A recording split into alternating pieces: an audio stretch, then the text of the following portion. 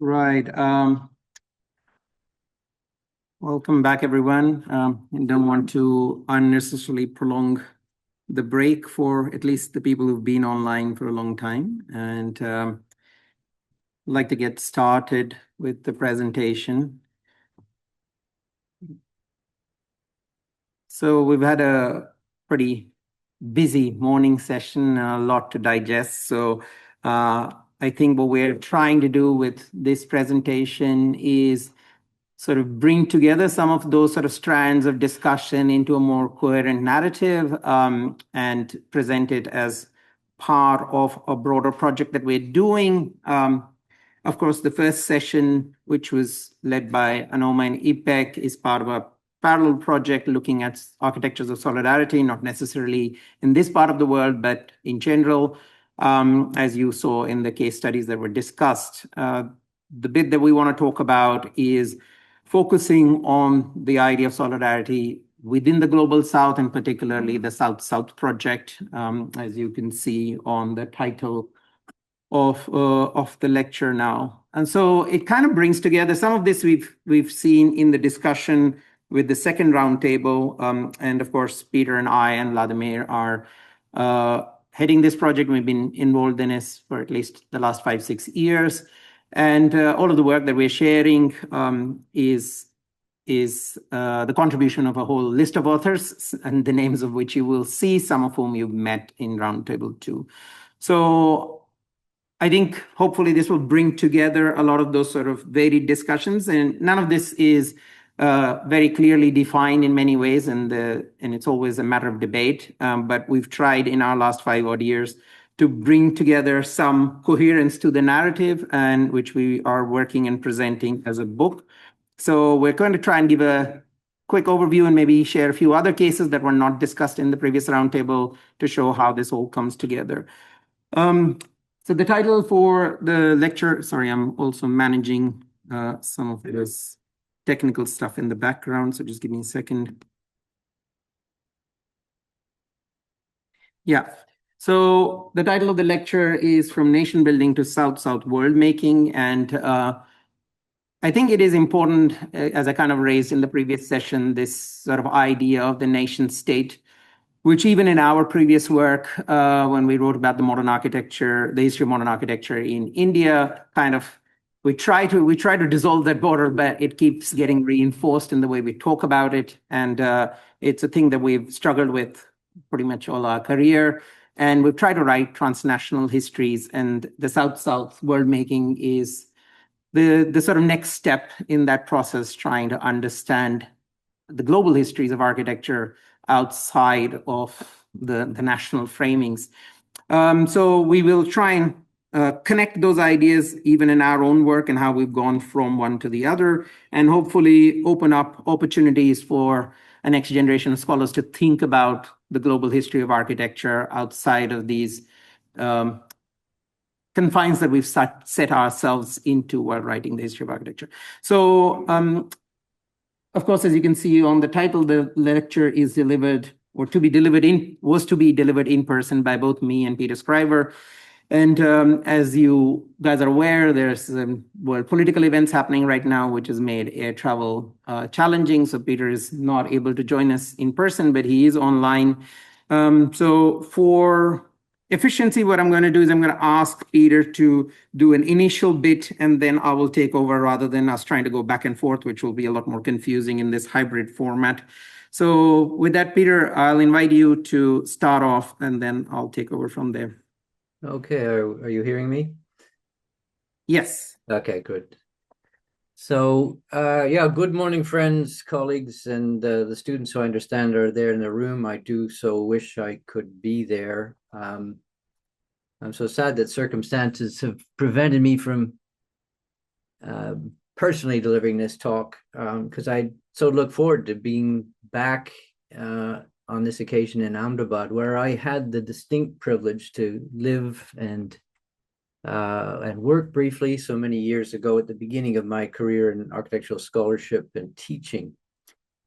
The city and its extraordinary architectural culture taught me so much not only about the architecture of India, on which much of my later research has focused, but about architecture itself as a way of seeing and thinking about the larger social and cultural frameworks and environmental ecologies in which we are invested, and which the acts, the processes, and the very imagination of our species as builders is continuously constructing, even as it is also so compulsively prone to destroy. The enormity of the destruction that we are witnessing daily in the Middle East over the past couple of years, and in so many other regions around the planet of which we remain blissfully ignorant, for the most part for lack of media coverage, could be cause for absolute despair.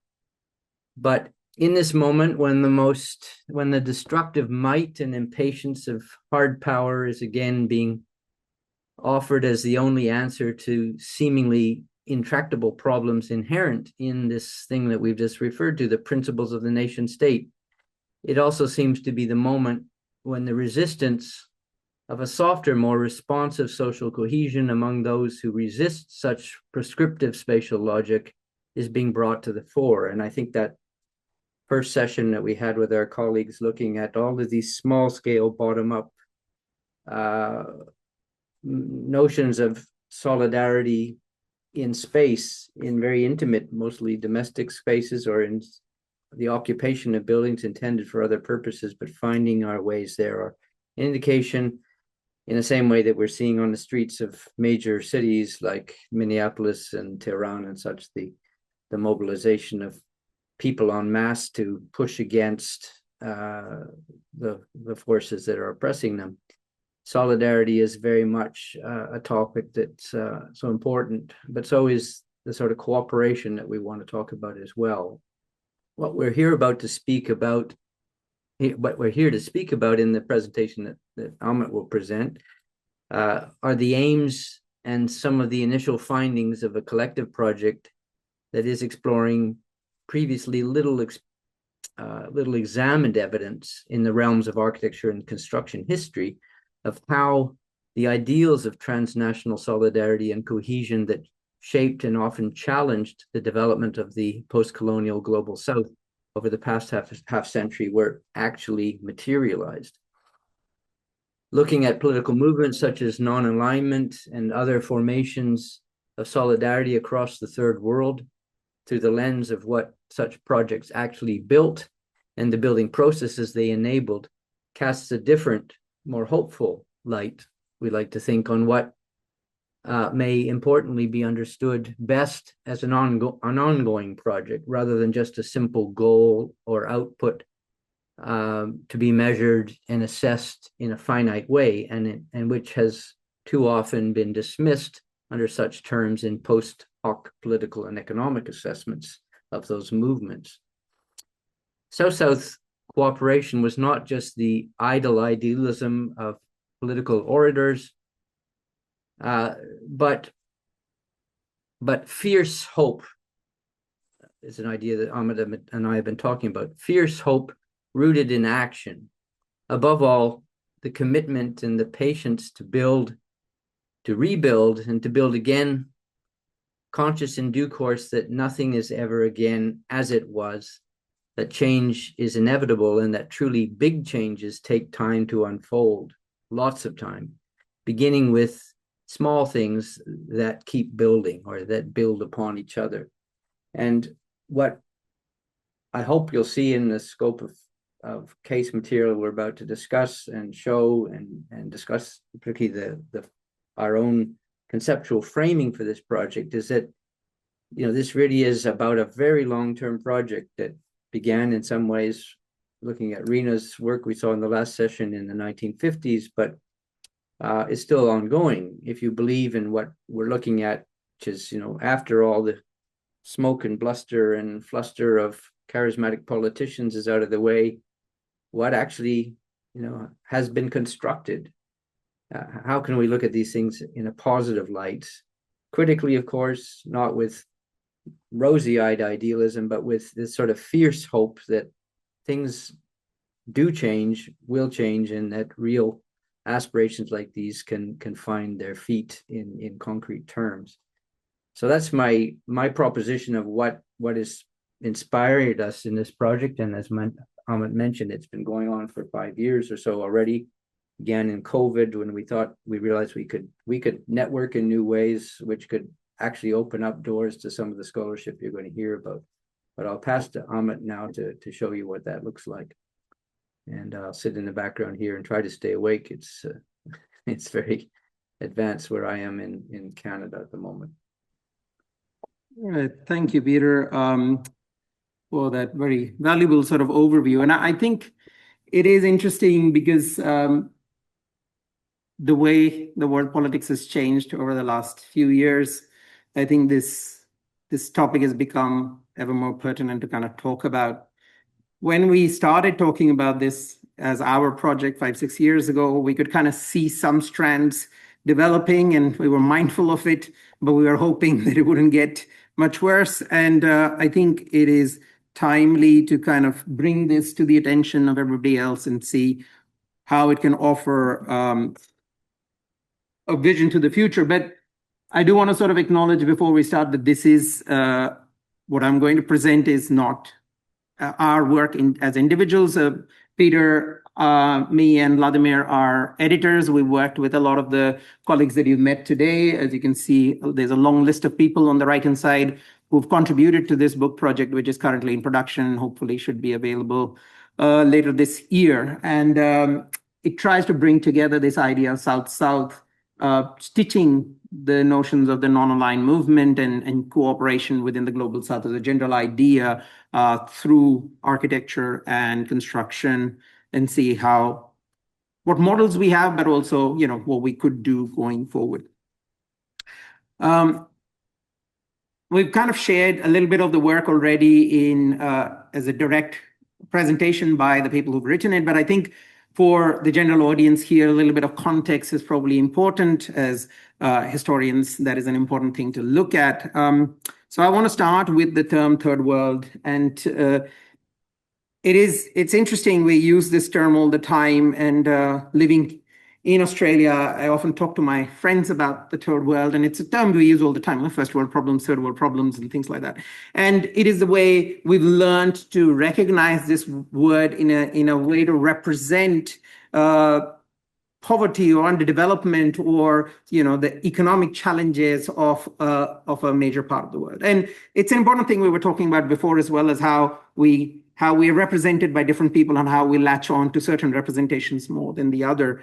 And I find great pleasure sometimes in those conversations with friends to try and correct that idea of where the term actually comes from and the kind of political and moral importance it had in one way of presenting what the global South as the third power would represent. So I do want to give a little bit of a context of that. And I think it is important to understand where that is coming from, because even today when we hear about things like the BRICS and we think about it as a new 21st century issue of economic alliances, there are trends of that or threads of that history that are coming through. And if we don't understand that context, we don't understand where those alliances are emerging from. So I wanted to take you back a little bit to the end of the Second World War in 1945. In the summer of 1945, the three great allied powers, the United States, the Soviet Union, and Britain, they met at Potsdam outside Berlin to decide the shape of the post-war world. Now, it was the second of the major conferences that had begun at Yalta earlier this year. Something had shifted considerably between the two meetings. Roosevelt had died and had been replaced by Truman, a man far more suspicious of Soviet intentions. And midway through the Potsdam Conference itself, Churchill lost the British general election, were replaced at the table by Adelaide. Only Stalin remained constant. In a matter of months, the entire Western leadership had changed, and what had been a wartime partnership was already curdling into a rivalry. The conversations at Potsdam were less about building a better world, as you would have imagined, than about dividing the existing one into two parts. So the spheres of influences were negotiated, borders were redrawn, and the architecture of a divided world was being laid out. And so really what we imagined Potsdam to be, it ended up being quite different from that.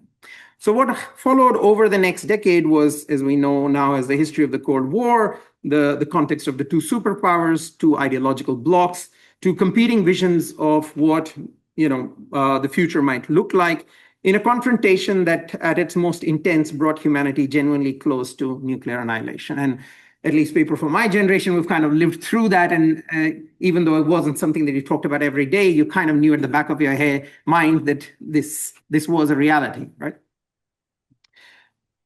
And in that confrontation, every newly independent nation, and that was emerging as we realized after the Second World War, the big decolonization process in Asia and Africa is happening. Every newly independent nation sort of became a prize, and country after country emerged from the colonial rule. Both sides were moving quickly to draw them into alignment with one side or the other, right? And that challenge of the alignment is really what we're kind of looking at here.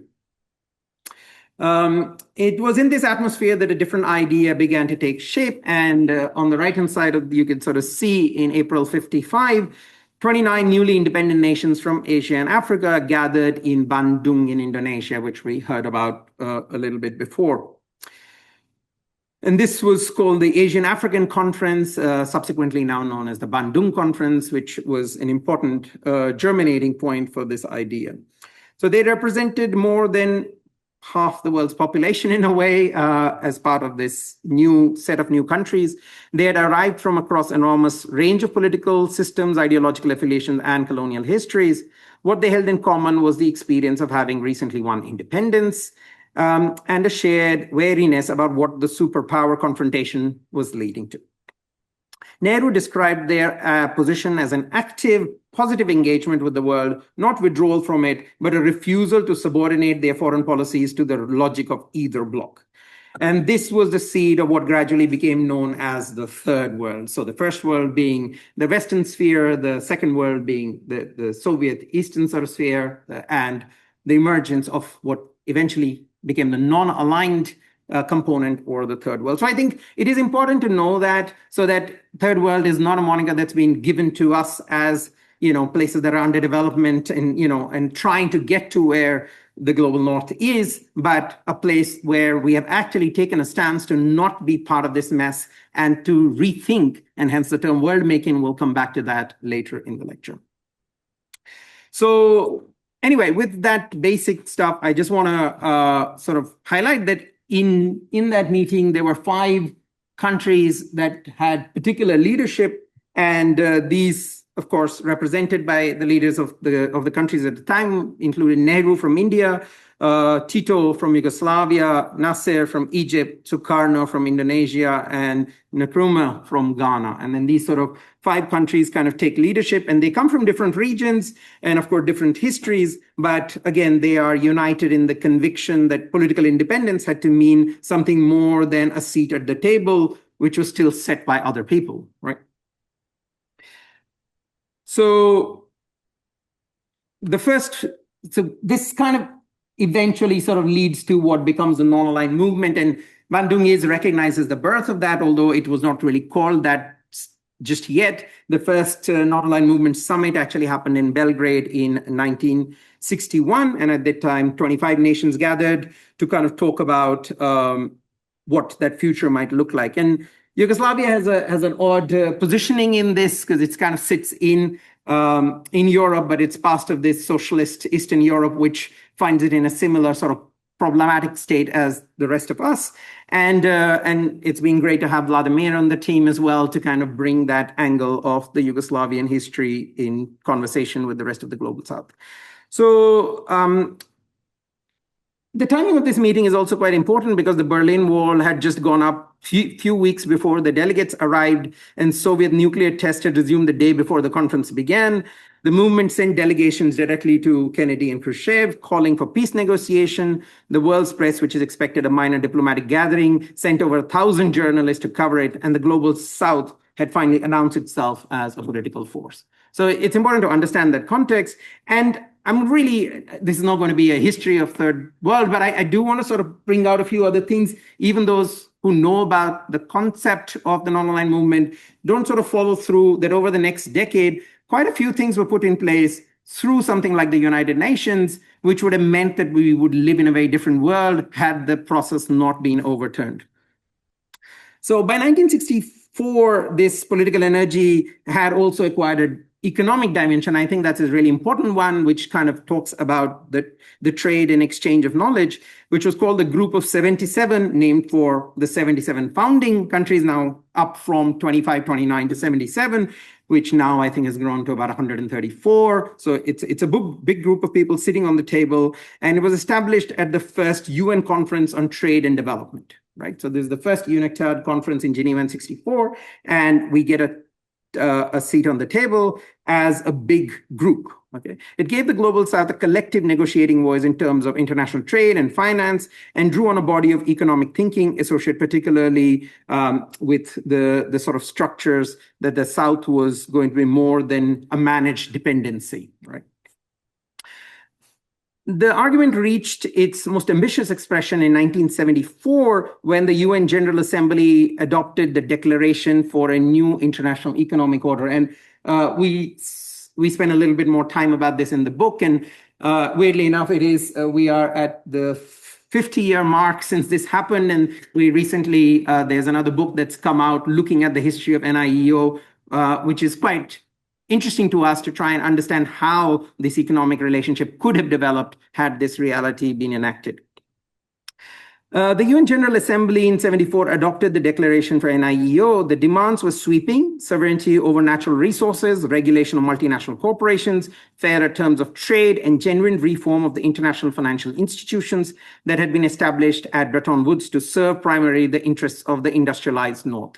4 years later, in Buenos Aires, in 1978, they enacted what was called the Buenos Aires Plan of Action, which was focused on, and I'm sure you've heard this term, technical cooperation in developing countries, TCDC, which is also an important aspect of this, as we kind of heard in Priya Jain's work, this idea of sort of technical cooperation and exchange, which brings this discussion into the practical territory.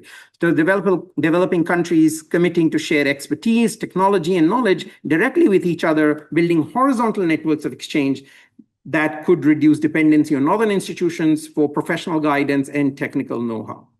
Now, I should acknowledge at this point that most of this fizzled out by the 1980s, but there are many reasons for that. Yes, a lot of it is raised from the perspective of whether the solidarity was truly maintained within the Global South, but it wasn't without the actions from the other side as well. So 1973, the OPEC oil embargo had demonstrated that the South could exert real leverage on the global economy, but the wealth generated by rising oil prices flowed largely into Western banks, which recycled it as loans to developing countries and so on and so forth. When interest rates rose sharply in the early 80s, those countries found themselves in debt crises of devastating proportions, forced into structural adjustment programs administered by the IMF and the World Bank. The North-South Summit in Cancun in 1981, convened specially to discuss the prospect of global redistribution of wealth, was effectively closed down by Thatcher and Reagan, who refused any conversation on the subject. The internal diversity, of course, of the Global South, its competing nationalisms, conflicting economic interests, made sustained collective action increasingly difficult to hold together. And by the time the Cold War ended, the NIEO had been largely set aside, and the Third World Project was widely narrated as an idealistic episode that had run its course. Now, we can take that history and sort of say, well, that was, well done, tried, let's move on. But there are people who say, well, it is an unfinished project. It encountered certain problems, not all of its own making, and that led to its demise in that kind of context, but that doesn't mean that the core ideas behind it need to be abandoned. So as an unfinished project, we need to sort of see, well, what was valuable there and how some of that sort of continues and can be used as a basis of how we think about the future. So I think we are really sort of interested in the term South-South, and it is used in the UN. The South-South cooperation is a term that they use, but of course, as it happens with a lot of bureaucratic sort of ways of using terms lose meaning after a while. And I think we want to salvage that and talk about the cooperation and the solidarity that constitutes that.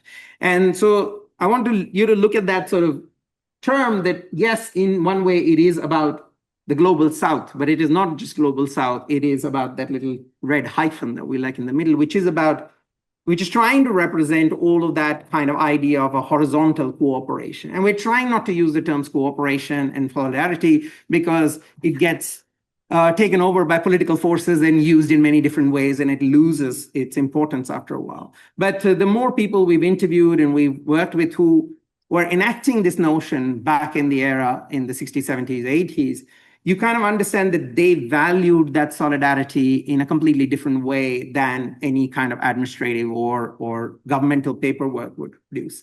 These are people who are choosing not to go and develop sort of careers and make money in the global north by going to Europe or America or something, but choosing to go to obscure places in Africa or Fiji or Jamaica or somewhere else where they were using their knowledge in building this sort of third world. So that notion of solidarity as, something that shared across the global south is hard to capture, and we are hoping we'll put all that load on that little hyphen there as it carries on to that. So the people who lived through this, the politicians, the professionals, the architects, the engineers who participated in these networks would have reached for two words to describe these things, and their words appear all the time, particularly solidarity and cooperation. And those words carry genuine weight for them.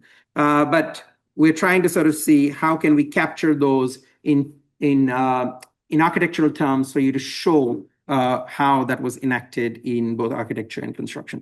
So what I'm going to share now is a bunch of case studies, preferably from within the context that you're already aware, and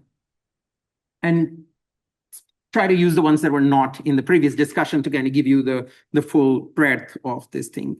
So in the previous discussion, we talked about, of course, that the idea of the South-South, of the non-aligned movement, they're not sort of emerging in isolation. It's not a one thing. The idea of solidarity is generally developing, and there are parallel groupings that are emerging. And at the same time, in 61, we're talking about the NAM Summit. The Organization of African Unity is emerging in 1963. There are these other kinds of institutional sort of groupings that are emerging. So we want to focus on Egypt for a second as one of the main sort of leaders in that region.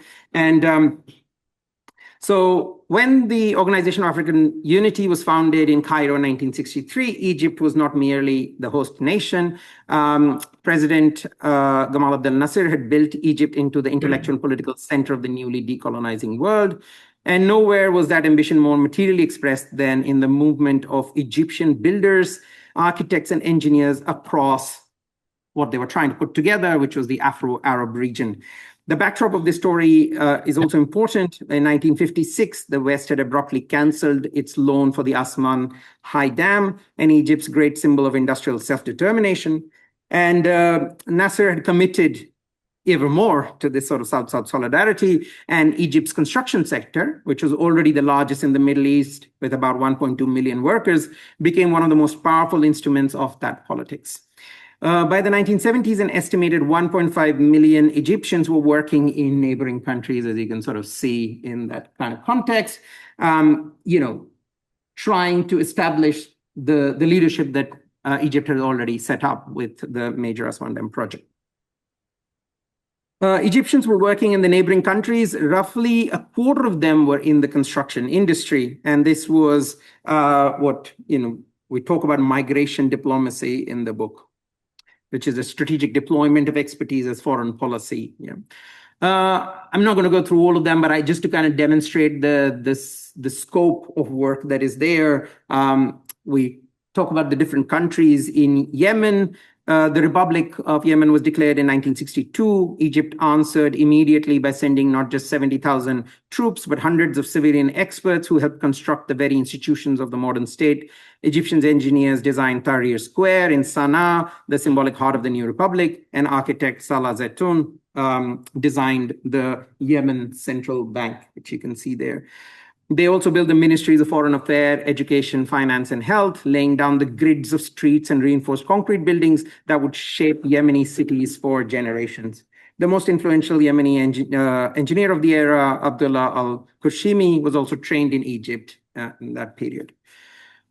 Similarly, looking at Mali, we find the example we're talking about the 1967 war with Israel. Egypt remained committed to its African partners. Architect Mohammad Ramzi Omar, who was a personal confidant of Nasser, assigned the project by the Egyptian Ministry of Foreign Affairs, designed the Amit Hotel in Bamako, which is the one that you can see there. It was a landmark of Pan-African solidarity. Of course, it's not just the design of the building, the building materials and everything also came across from Egypt. So building materials were transported from Egypt by El Nasser Export and Import Company, which subsequently opened branches in Ghana, Niger, and Cameroon. So they are expanding across the region. The impact continues in Libya, where the state-owned development and popular housing company delivered a string of public institutions, Central Laboratory, the Ophthalmology Hospital, Mental Diseases Hospital of Tripoli, the Applied Engineering Institute in Benghazi, and these foundations enabled later larger works, including the Arab contractors' construction of the University of Tripoli and engineering consulting group's management of what was called the Great Man-Made River, an 800-kilometer water infrastructure project of extraordinary scale.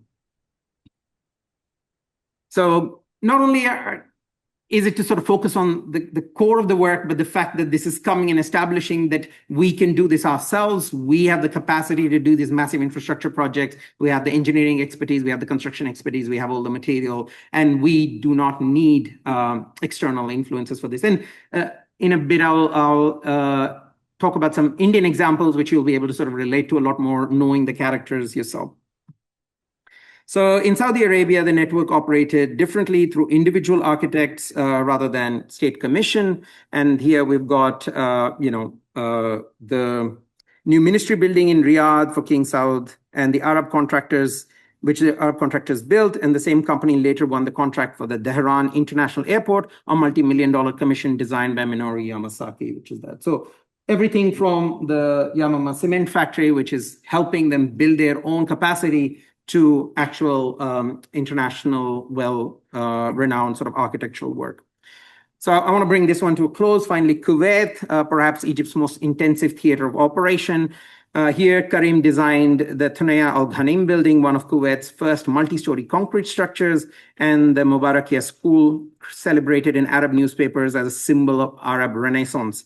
Mohammad Riyad, meanwhile, served as a technical advisor to Kuwait's Minister of Public Works from 1965 to 79, quietly shaping the city, negotiating with architects like Kenzo Tange, steering the iconic Kuwait Water Towers project with Swedish engineers, and ensuring that Arab interests shaped even the most internationally designed spaces. Okay, so you can sort of see that it's happening in the background. It's not always sort of there in the headlines, but it is constituting a considerable change of the landscape and a growing recognition that we can do this by ourselves. So as a second thing, I want to sort of talk about India. And again, we've got a few chapters here. You've already talked about prayers, prayer gen sort of thing. And we've been talking about a few others, which are actually coming out in the second volume. But I don't know how many of you are aware of the Indian Technical and Economic Cooperation Program, or the ITEC program, which was launched in 1964, about the same time, trying to establish the role that India could play. Now, India, of course, as we sort of said, was one of the sort of main five who are leading this thing, but also it's a big country with a lot of resources, and it becomes a hub for this kind of technical expertise for a lot of the smaller places. So established by the Indian government in 1964, the Indian Technical and Economic Cooperation Program was born out of the political momentum of decolonization. It was not conceived as foreign aid in that conventional sense.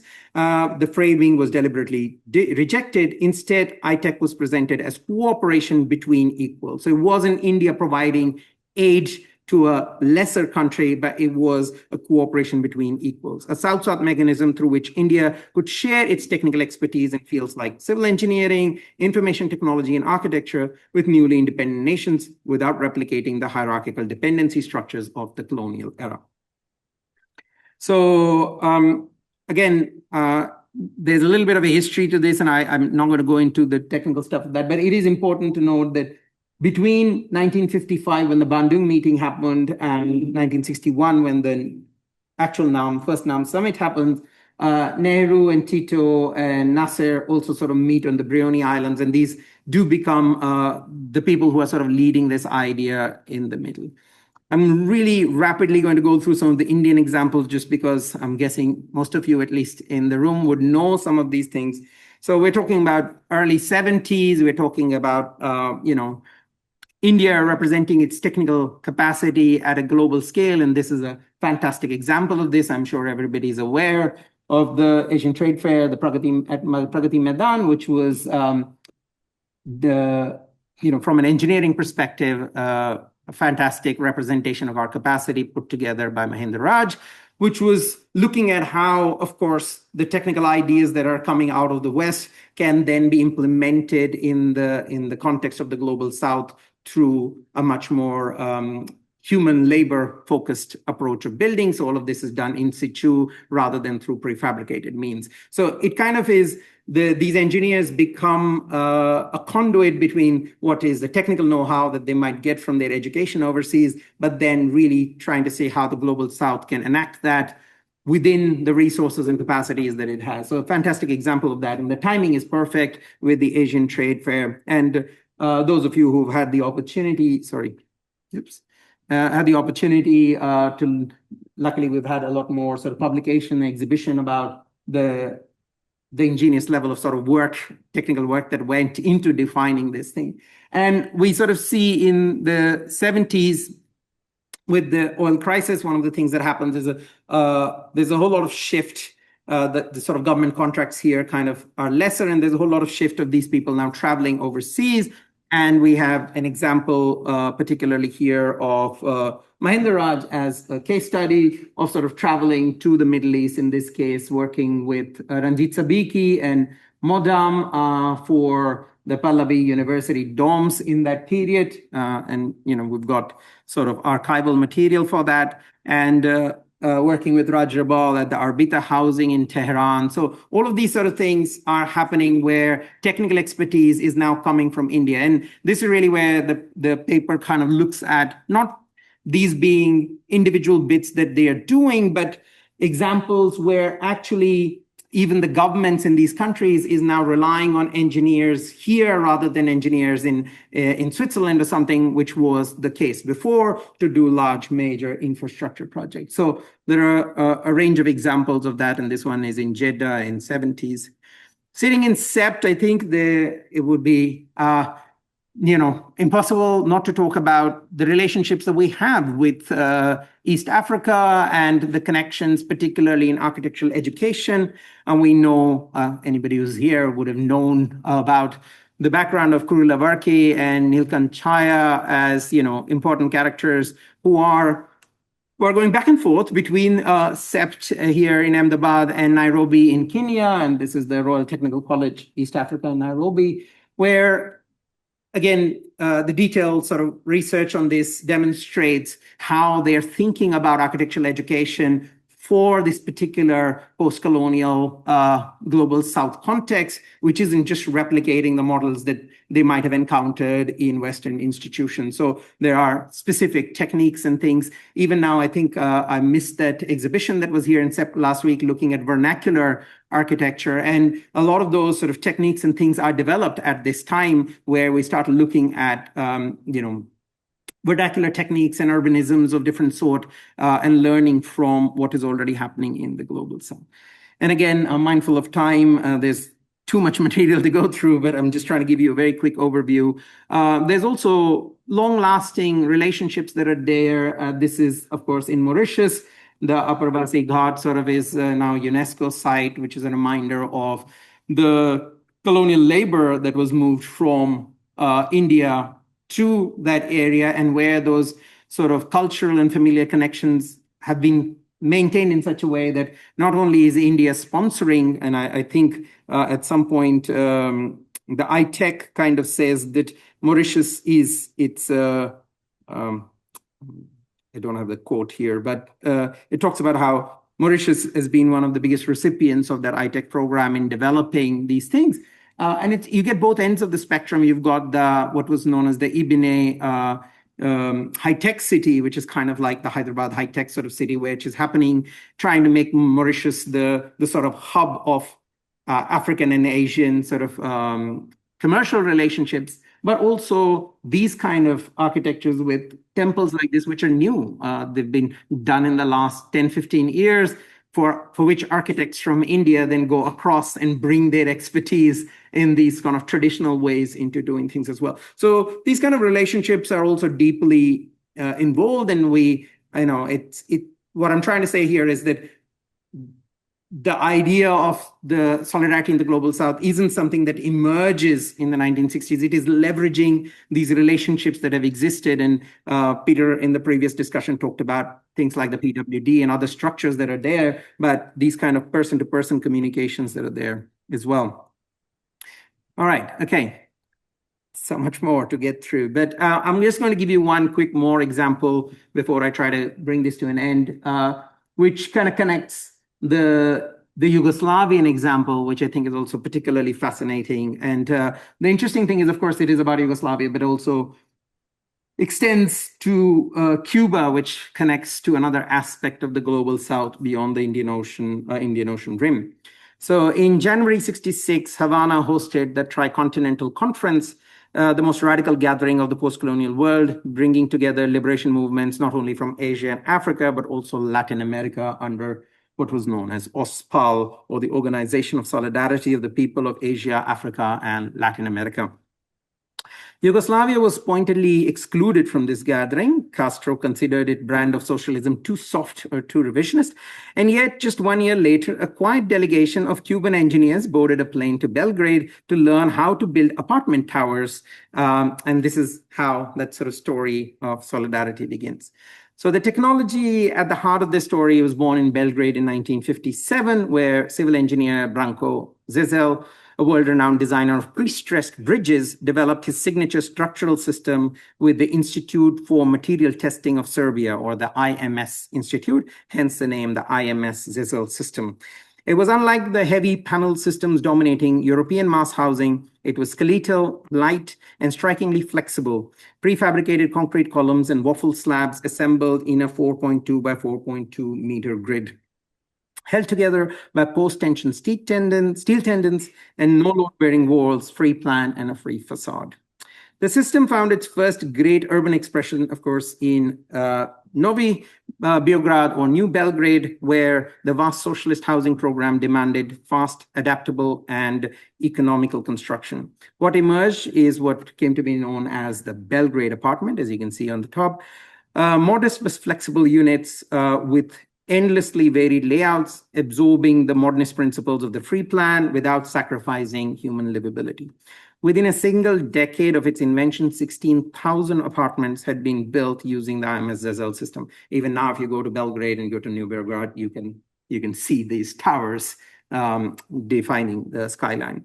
It was a clear winner when Yugoslavia formally evaluated its prefabrication system in 1967. Meanwhile, Cuba was in crisis, and 3 consecutive hurricanes between 1963 and 66 had battered the island, compounding a chronic housing shortage.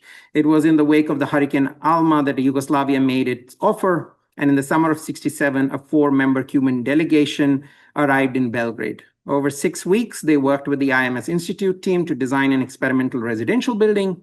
In October, 6 Cuban technicians returned for a 10-week intensive training covering every dimension of the system. And by April 1968, so only a year later, a shipment from Yugoslavia arrived in Havana, pre-stressing equipment, cranes, scaffolding, molds, even 2 rolls of film to document the process. So, the experimental building, which was a 5-story, 48 apartment building, rose in Havana's, Plaza de la Revolucion microdistrict, and Castro himself reportedly visited the construction site and satisfied, sent a personal gift to the engineer Zezel in Belgrade. Okay, so with that approval, it became the basis of the new housing that was developed. This is what you would call what we call a genuine act of transculturation. So Cuban architects adapted the system to their climate and culture, with terrazzo flooring for cooling, ventilation shafts, sugarcane partition walls, stone lobby cladding, and so on and so forth. Again, many national variants were built across the island in a whole lot of places, and the system spread to Havana's Alamar neighborhood, which was home to 100,000 people, and to Santiago de Cuba, where even now there are 3 IMS towers that stand today with their concrete skeletons painted in the colors of Yamea, the Yoruba deity of the ocean. But the interesting thing about this sort of story is that the story did not end in Cuba in the 1970s as Cuba deepened its military and civilian engagement in post-independence Angola. The technology then traveled with it. IMS Zizzle buildings were constructed in Angola, as you could sort of see. But by then, they were no longer known as Yugoslav buildings. They were known as Cuban buildings, a technology born in Belgrade through the networks of non-alignment has now become part of something else. So this kind of sort of travel where, you know, the different aspects of Global South they adopt, they take it part of their own as part of this sort of solidarity network. And, you know, it has its own life. It's something that we're interested in as a story, which isn't about sort of saying how great was this particular engineer or that architect, but how architecture travels across these borders. Okay, I am quite close to my hour, and I do want to sort of take a little moment to talk about this idea of South-South world making, which we've set up as the title of the structure.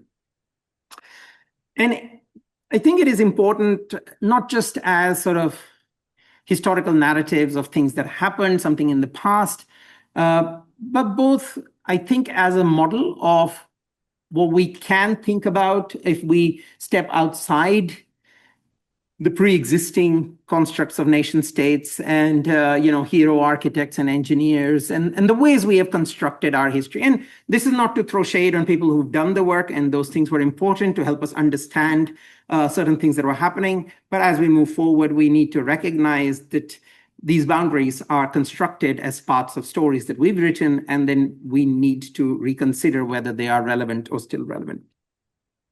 So I think this idea marks a movement between the two ways of understanding what architecture was doing in the post-colonial world. So nation building is the familiar story. It is something that we encounter, and we've been just as we're just as guilty of sort of putting that forward as part of the narratives we've constructed in the past.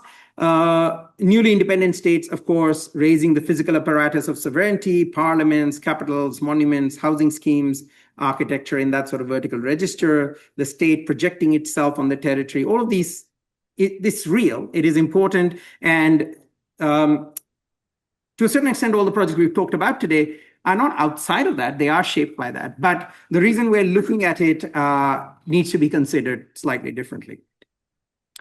The cases in this in this context, they exceed that frame. Yeah, the architects and engineers whose careers we're trying to trace are not simply building nations.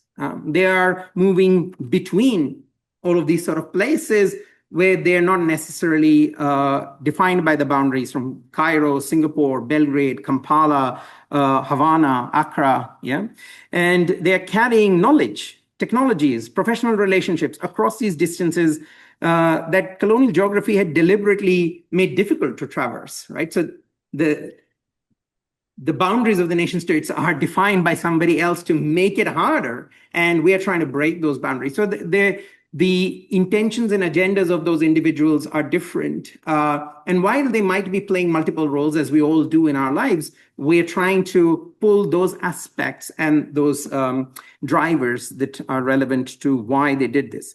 The Yugoslav engineers helping establish prefabrication plants in Cuba, or the Indian soil scientists whose expertise becomes a form of diplomatic currency in Africa, or as we've covered in the book, the Ghanaian architects whose careers trace circuits invisible to conventional archives. What they're doing was building something that did not yet have a name, right?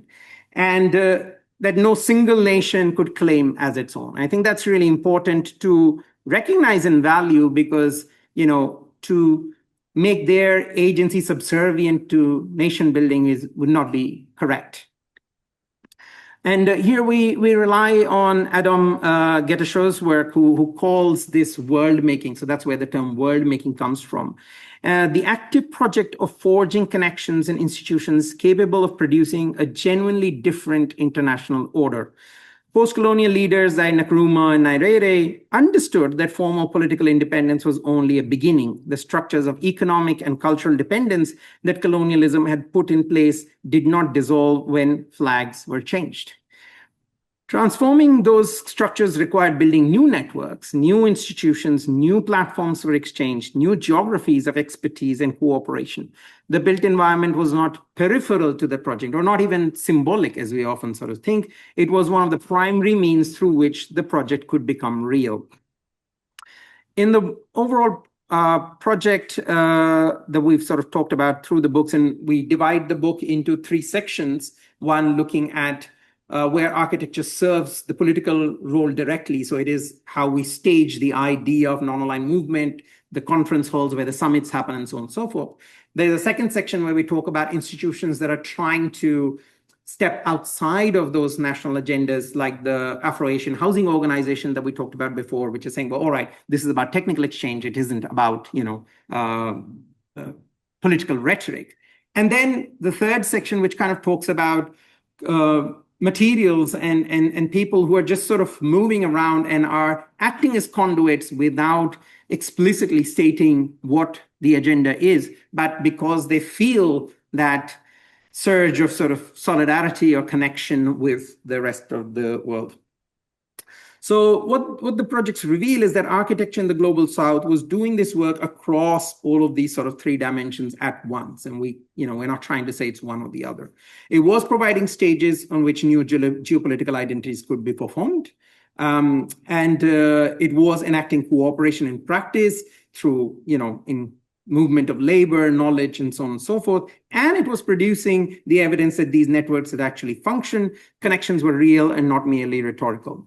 The story of the Third World Project is too often narrated as one of noble ambition followed by inevitable failure. The NIEO that we talked about at the beginning, which is now 50 years old as an idea, was negotiated away. It didn't fall of its own. The non-aligned movement, lost coherence because of certain other things that happened. The Buenos Aires commitment was overtaken by debt crisis and structural adjustments.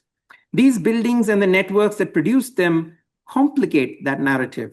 They are not the remnants of a finished project that we are now excavating as historians. They are the material record of a world that was being actively made and which we argue has not finished being made. So I think that really is the point I want to sort of stop at. That if we want to talk about the Global South, we can talk about it as a economic register of things that are underdeveloped or are in matter of service, as we kind of find in that sort of brand line. But it is also a way of finding commonality in the way we have sort of experienced colonial exploitation or post-colonial development. And out of that, this idea of solidarity emerged. It's a particular kind of solidarity. We are not saying we speak for every type of solidarity. And in many ways, it's not really a solidarity within just the Global South. It is a global aim for solidarity. We are just setting up a case of how things can be. So I think with that idea, we want to sort of talk about solidarity as a process, as an unfinished project, as something that imagined a worthwhile future that is still worth enacting and not to be seen as something that was in the past and can be forgotten. So we're hoping that the book project will start that conversation and will allow a new generation of students to get out of this sort of overtly critical position we are in and recognize that there is changes that can be enacted, and we just need to stand up and recognize the possibilities that are embedded in the individual agency of people who choose to act in solidarity rather than wait for governments and systems to do that for them. Anyway, thank you very much. I'll finish there.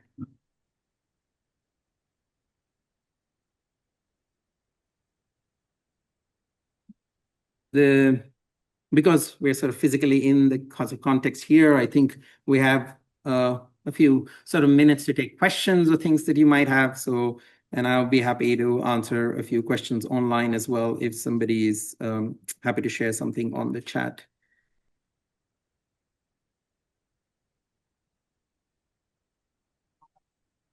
Yeah, all right. I think what I'll do is I will stop sharing the screen so that we can.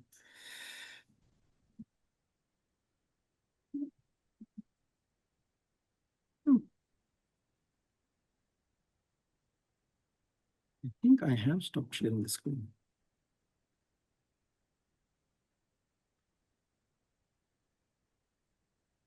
Sorry. All right. I think. All right. Yeah, thanks, Gauri. I'll just speak from here. Yeah, speak from there. If I can repeat bits of it if somebody doesn't catch it. Sort of, well, not comprehensive, but for want of a better word, with like a great overview of geopolitics, alignments, technology transfer, and stuff in the later half of the 20th century. So my question is really, if there is any broad sense of the kinds of archives that you and the other scholars have worked. Yeah. Because I mean, I see technical publications and things like that, but the more individual journeys are definitely more difficult to track. Absolutely, yeah. So, some sense of the archive, because you're putting together what seems like a very comprehensive narrative. Yeah. The archive is obviously far more. So, two things you would know just as well as a historian is that things often sound more put together and comprehensive at the end of the journey. Of course, 5-6 years ago when we started, we had really no idea where we'll be able to get the information. And I think the balance is important because there are, of course, archival sources for the sort of official government narratives around these sort of things. So if you want to go find out, what were the discussions that are happening to put together a summit or something that you can find through government archival sources. But of course, that would be, a narrative that will be one-sided and in many ways will replicate the same problems that we've talked about. In many ways, we're lucky through works of Priya Jain or Shivani or whatever to also find these institutions which are actively trying not to be political, but they are institutions. So there are records, there are minutes of meetings and things like that. So those are there.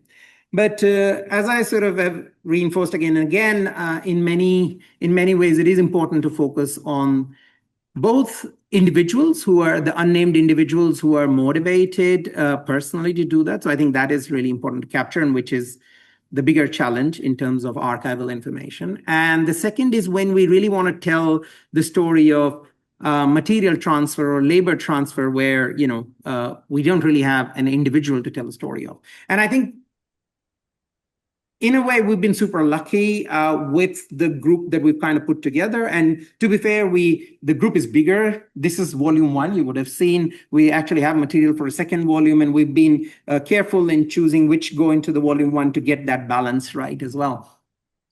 But I think this is where we've done two things, which I think I'm really sort of happy with the colleagues. First, there is actually a complete paper which was done by Lukat Stanek and Darban Kojo, who are looking at Ghanaian architects, and they were not able to find a lot of this information. And the entire chapter is about the challenge of the archive. And they found information in the most weirdest of places. So in Ghana, what they realized is that at the funeral, they published these things called funeral booklets, which is usually for families and friends, which is like a little collection of things you've done in your life. And so not something that you would normally consider as an archival source, but they started collecting these things and started sort of stitching together the story of these individuals who might sort of in a familial sort of sense, oh yeah, he spent 3 years in that part of the world doing something which is kind of captured there, but is not necessarily there. So that's really, is a fascinating chapter, and we're looking forward to people sort of reading and reacting to that, of course. It was in Indian Ocean, and so we didn't really include much of that today, but it is there. The other things that we find is, of course, when you're trying to tell the story of things like labor or material, as you would know in your own kind of work, oral histories and things like that become important. So in many ways, we're lucky that we've found some balance, and we didn't want to sort of just talk about it the other side. But yes, archival sources are a big challenge. And I think you have to be conscious not to be swayed by the easily and readily available larger institutional archives to be able to present a story that can do the other things. Even with the story around Kurulavarki and Nilkan Chai, it's been hard to find that information. That project is still only half done. Yes, we've interviewed Nilkan Chai and all that sort of stuff. That material is available, but we were also lucky to find people on the African side who had been a part of that, who've shared in oral history context what that is. But yeah, you got to keep digging and consciously try and find a balance between what the official narratives are and what the individual stories are. So I don't think we have a perfect answer, but I think, yes, when we are looking at material histories, labor histories, these kind of sources which are not narratives set up by an institution become very important. I don't know if that gives an answer as such, but it kind of shares the struggles. Yeah. Yeah. I think what's currently going on. I found the last time especially so almost poignant to the stage level of understands when they're building the basically after. Yes, yeah. And I was in my mind putting the Yugoslavian Maya, Cuban Maya, but any one of the words you show with that to present the conundrum of today. Yeah. In the context of the same conference we talked about last time. Yeah. Last week. Yeah. I was wondering if these two were placed side by side, because currently there is a misunderstanding of concrete of the work being done post-independence 1950 to the 80s as West derived and therefore not related to realize South-South solidarity exists somewhere between an entity building and international style. It's a fascinating situation. Absolutely, yeah. That truly is a third space, in a way, to reclaim our own sort of memories of our own capabilities, rather than getting caught up and letting actually space getting smaller and stuff of identities. Regimes, current regimes are a part of that they contract actually what our imagination are, not just word.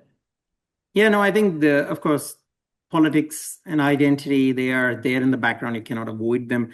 And we were having, this is an online conversation with somebody around, politics and particularly social media and things, presenting things as binaries where you've got to take sides. And given enough time and enough investigation, you recognize that it isn't that straightforward. I think in that sense, we are very happy with PATIO as something that we're trying to develop as a platform where this multi-directional conversation can happen. And yes, this month's sort of topic was Solidarities, which has a, depending on how you look at it, which has a political aspect to it, but also a personal aspect to it.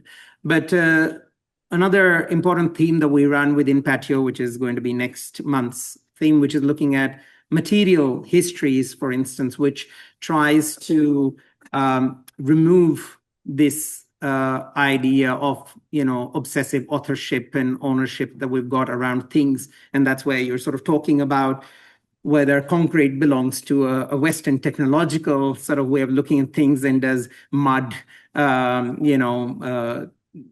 mud vernacular kind of has a different South thing. And And a few years ago, we did have a conference on mud as a material, and we had both sort of perspectives. So I think material histories for me has been a really interesting way of challenging and dissolving that divide and sort of saying that materials have their own agency in the way they operate in the world, much like these individuals who kind of move all over the place and acquire different roles and identities, depending on how you look at them. And materials do the same thing.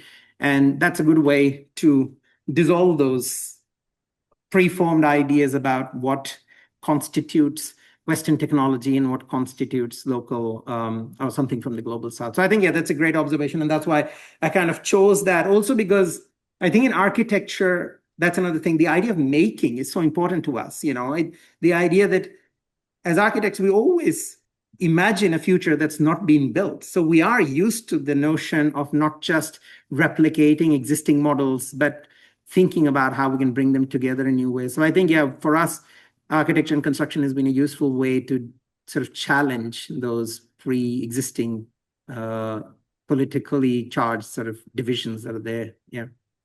So we hope this project gives the next generation of scholars ways to look at that.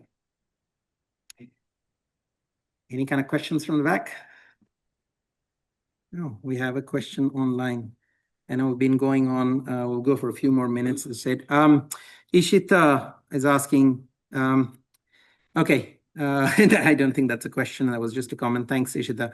I think for me, depending on, I'm happy to sort of stay on after this to have a conversation with the students. But I would also sort of say, from an educational sort of perspective, the project has a particular value in also something that I've been sort of seeing in the overtly critical formats of history that we tend to present, which I understand why we need to do that as historians.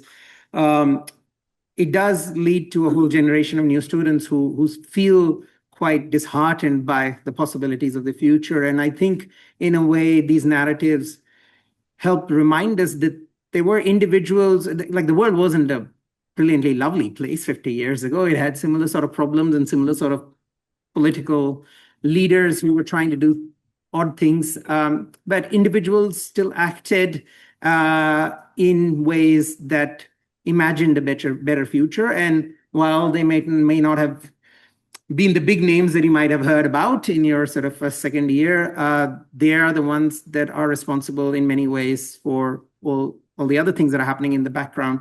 And so that individual agency, the value of thinking about the narratives of solidarity, I think it will give a whole range of case studies for students to look at and recognize that these are ways of enacting architecture and construction in a new world without getting completely disheartened by the mess that the politicians are going to leave us in, So, so hopefully that will be something that we could talk about after the session.